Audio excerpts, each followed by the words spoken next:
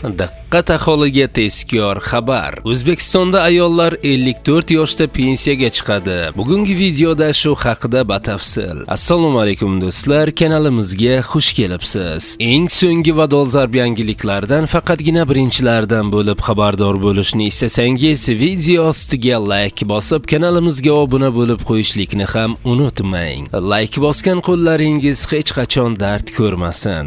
Diqqat qiling. 2026-yil 1-iyundan boshlab ayollarga belgilangan muddatdan 1 yil oldin pensiyaga chiqish imkonini beruvchi norma kuchga kiradi. Davlat uzoq yillar davomida rasmiy ishlagan ayollarni rag'batlantirishga qaror qildi. Pensiyaga 1 yil oldin chiqish uchun ayolning kamida 20 yillik ish staji bo'lishi kerak. Ushbu xabarni pensiyaga chiqmoqchi bo'lgan yaqinlaringizga yuborib qo'ying. Ha, aytgancha, kanalimiz tezroq rivojlanishi uchun iltimos like tugmachasini bosib kanalimizga obuna bo'lib qo'yishlikni unutmang.